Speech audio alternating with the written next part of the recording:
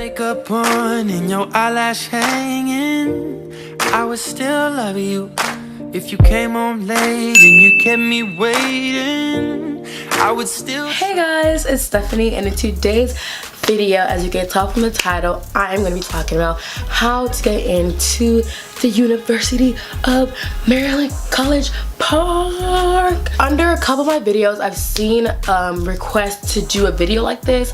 I never really thought about it, but I'm going to give y'all what y'all want to see. I'm gonna be talking about what I did in high school, how I wrote my essay, my SAT score, my ACT score, my GPA, all that good stuff, and just giving you guys a couple tips and tricks on how to get into the University of Maryland College Park or your dream school or wherever you're trying to go to school. So let me just start off by saying this was not my dream school.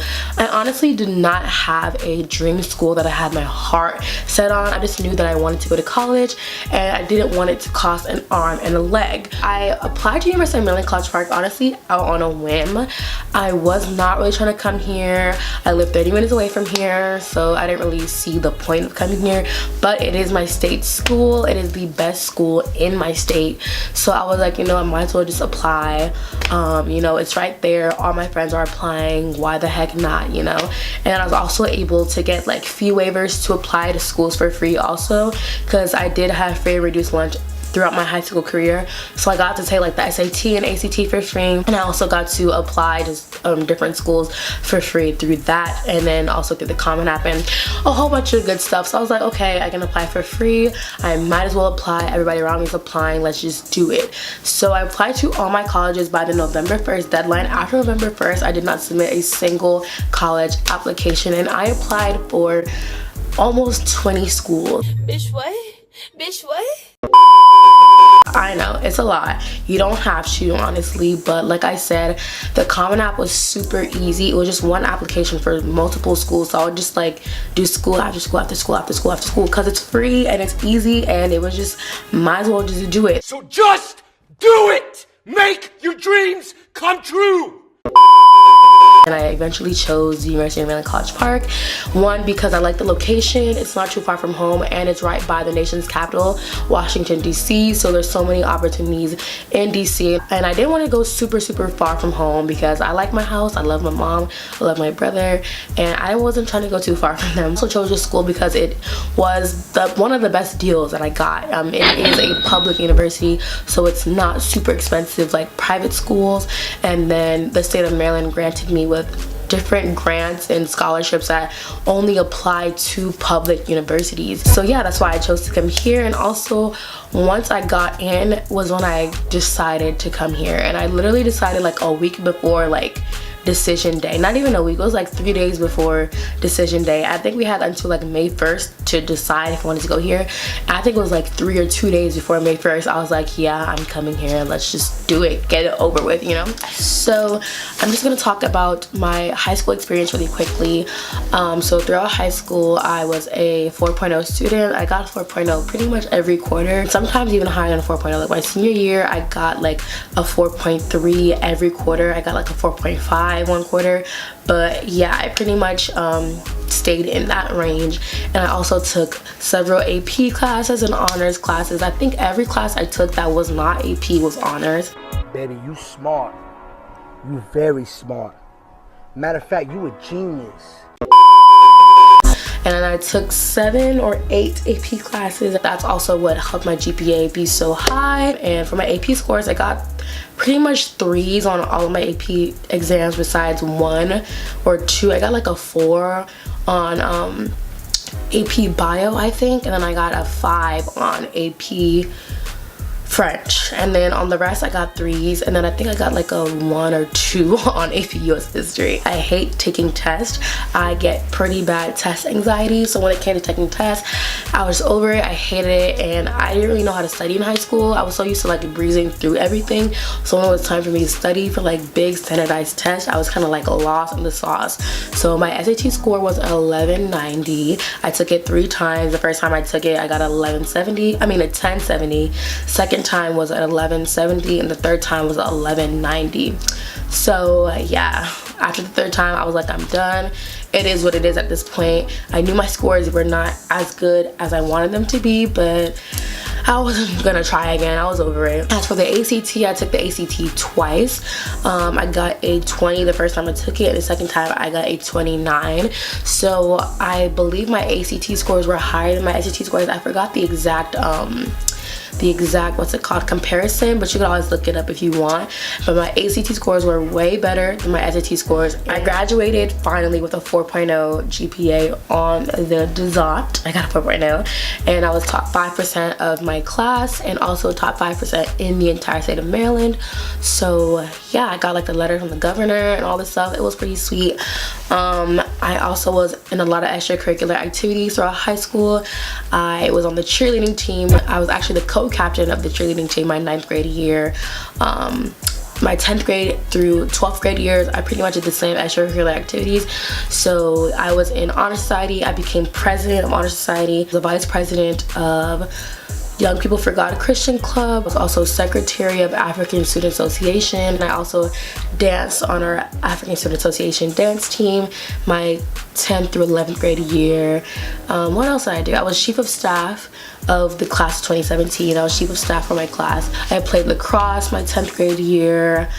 I did so many things. I was on Principal's Action Council. I was in a mentoring club. I did so many different extracurriculars. I also had an internship. I was an intern at the Howard University Hospital. I also had a part-time job. I worked at Panera Bread in high school. Yeah, I did a lot. I did a lot in high school. I can't even lie to you. I also loved community service. I still love community service. I got over 300 community service hours. I think it was like 327 or 337. It was something like that.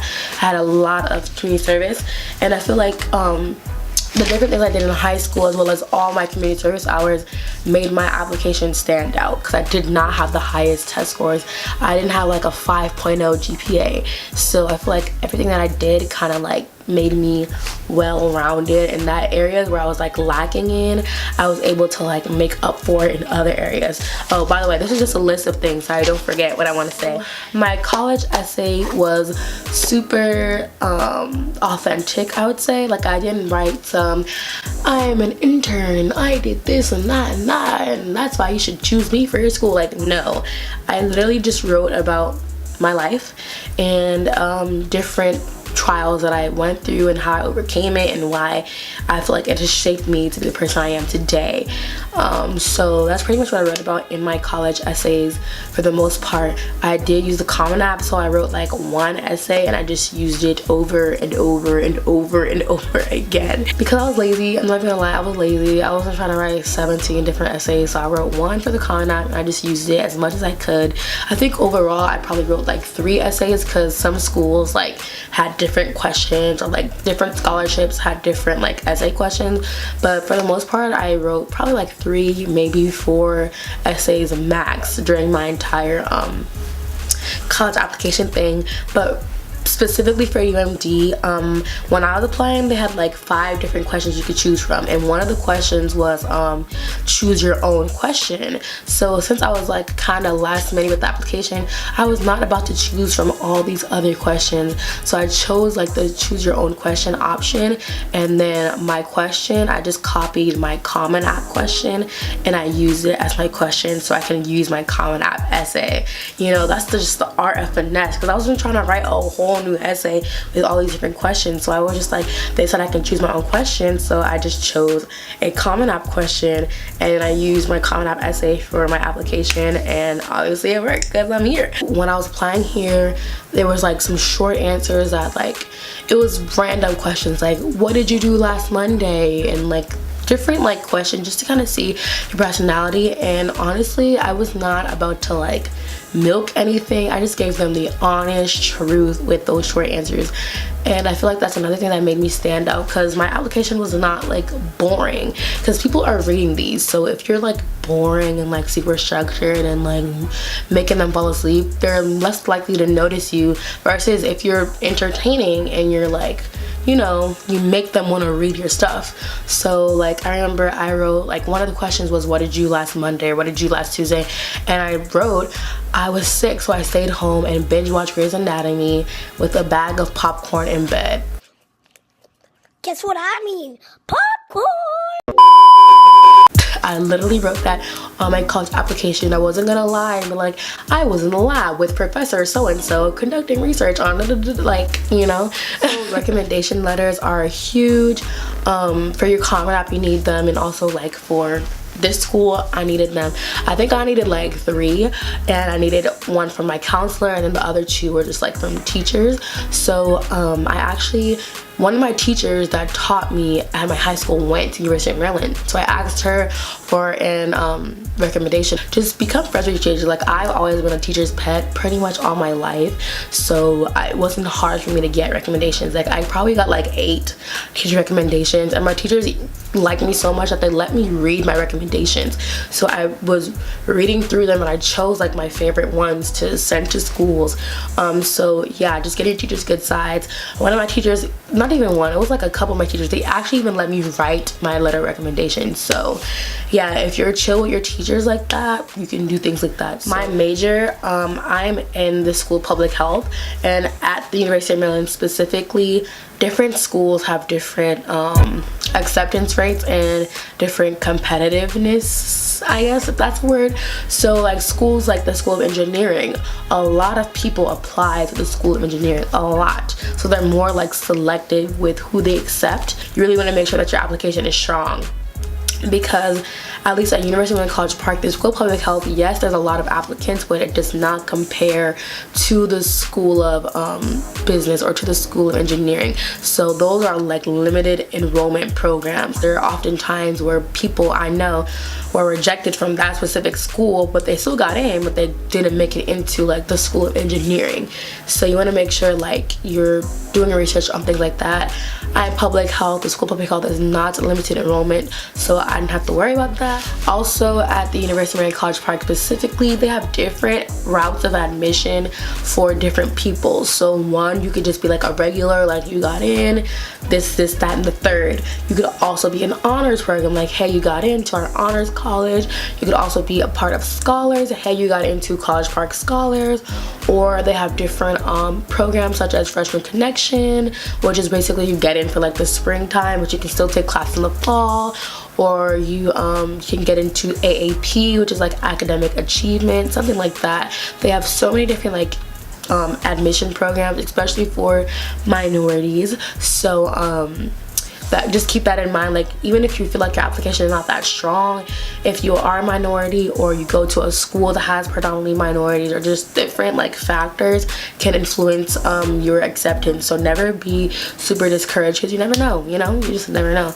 I was admitted into the College Park Scholars program at UMD. I don't know what on my application made me get into scholars, but I got in, and that's just that. I think that is everything. And the last thing I just want to say, honestly, it is the grace of God. Okay, if you believe in God, if you don't, that's you, but I believe in God, and I just feel like he wanted me to go here.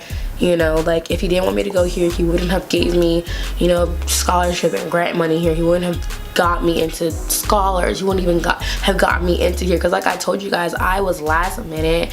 I don't want to say I BS the application, because I did not, but I didn't take it that serious.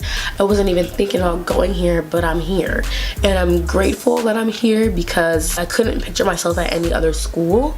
So I'm grateful that I'm here, but like at that time I did not, you know, think that way. But honestly, pray, and if it's within his will, you'll get in. That's it for this video. If you guys have any more questions, feel free to comment them down below. If you guys want me to talk more about this stuff, let me know. This is typically not my type of content, but you guys requested it, so I'm giving it to you. Anyways, love you guys so much, and I'll see you in my next video. Bye.